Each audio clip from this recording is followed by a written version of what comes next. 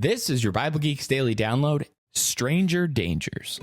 If you could have any superpower, what would you choose? For me, I think the most useful ability might be the power to read minds. Peering into somebody's thoughts could really come in handy, especially when trying to communicate with my wife.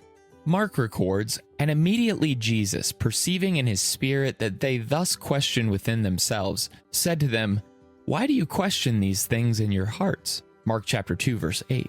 Unlike Jesus, we can't see into another person's heart. When we meet a stranger, there are particular challenges in getting to know them. So let's look at a few dangers we face when trying to talk to strangers. We need to trust but verify.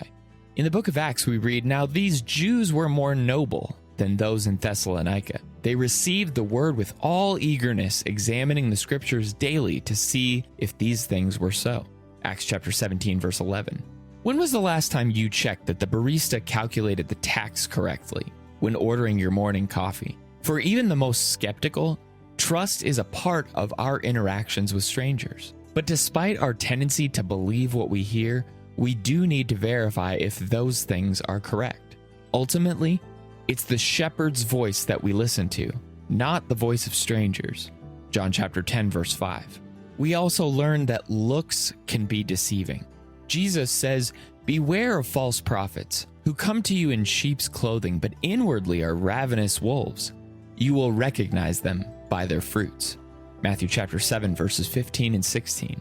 So how will we know who's telling us the truth? Jesus tells us to look beyond their words and appearance to their deeds. The art of disguise is one of Satan's most powerful tactics against us. As Paul warns, "So it is no surprise if his servants also disguise themselves as servants of righteousness. Their end will correspond to their deeds."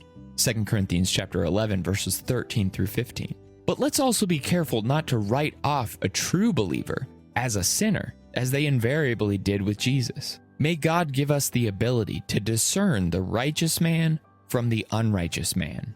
And we need to consider the context. Paul said, "Men of Athens, I perceive that in every way you are very religious. For as I passed along and observed the objects of your worship, I found also an altar with this inscription, 'To the unknown God.' What therefore you worship as unknown, this I proclaim to you." Acts chapter 17, verses 22 through 23.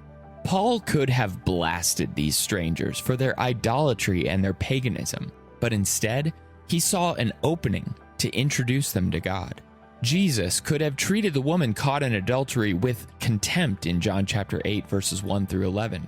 But instead, he showed her compassion and mercy.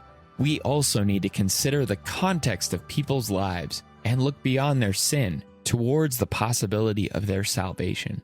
So let's be careful with how we deal with strangers, treating them with love and mercy, while also being aware of the possibility of danger.